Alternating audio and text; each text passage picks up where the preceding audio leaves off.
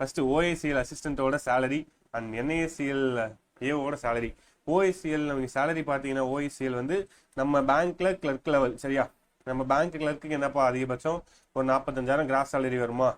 நமக்கு இன்ஹேண்ட் பார்த்தா ஒரு 39 to 42 இந்த ரேஞ்ச் வரும் பேங்க் கிளர்க்குக்கு. பட் நீங்கள் இங்கே பார்த்தீங்கன்னா ஃபர்ஸ்ட் மந்த்தே 40,000 பெர் மந்த் உங்களுக்கு இன்ஹேண்ட் கிடைக்குது. என்ன சார் பேங்க்கோட கம்மியாக தானே இருக்குண்ணா, உங்களுக்கு இது எல்லா சாட்டர்டே சண்டேவுமே லீவியா? நீங்கள் இதோட பெனிஃபிட்டை மட்டும் யோசிச்சிங்கன்னு வச்சுக்கோங்களேன், சீரியஸாக பேங்க் வேலை கிடைச்சவனே இதான் உட்காந்து எழுதிட்டு இருப்பான். எதுக்கு எழுதுறாங்க? பீஸ்ஃபுல் விஷயம் வேணுன்றதுக்காக. அண்ட் உங்களுக்கு அடுத்தடுத்து வேஜ் ரிவிஷன் இருக்க போது, இன்டர்னல் எக்ஸாம் எழுதி நெக்ஸ்ட் போஸ்டிங் அசிஸ்டன்ட் இருக்கீங்கன்னா அப்படியே ஏவோ நீங்கள் போஸ்டிங் போகலாம்.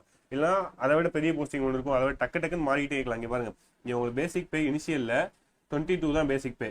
பட் ஃபைனலில் நீங்கள் பார்த்தீங்கன்னா 62 கிட்ட பேசிக் பேவே போகுது. நீங்கள் வாழ்க்கை ஃபுல்லாக அசிஸ்டண்ட்டாகவே இருந்தாலுமே உங்களுக்கு பேசிக் பே மட்டுமே 62னா கிட்டத்தட்ட நீங்கள் ரிட்டையர் ஆகும்போது கூட மாதம் 80,000 அசிஸ்டன்ட்லேயே இருந்தால் மட்டும். எந்த எக்ஸாம் எழுதிச்சா நான் வீட்டு பக்கத்துலேயே போஸ்டிங் போட்டான், அடுத்த தெருவே இருக்கு, நான் அப்படியே இருக்கேன்னா மாதம் 80,000 உங்களுக்கு ஃபைனலாக ரிட்டையர் ஆகும்போது கூட கிடைக்கும். Yes, next NACL AO. உங்கள் எல்லாத்துக்கும் தெரியும், இது ஏஓன்றது பிஓ லெவல் போஸ்டிங்கு. மாதம் 90,000, கிட்டத்தட்ட ஒரு 1 lakh சேலரி இருக்க ஜாப். உங்களுக்கு பிடிச்சதெல்லாம் போக ஒரு 70 to 80 இந்த ரேஞ்சில் உங்களுக்கு சேலரி இருக்கும்ப்பா, சரியா?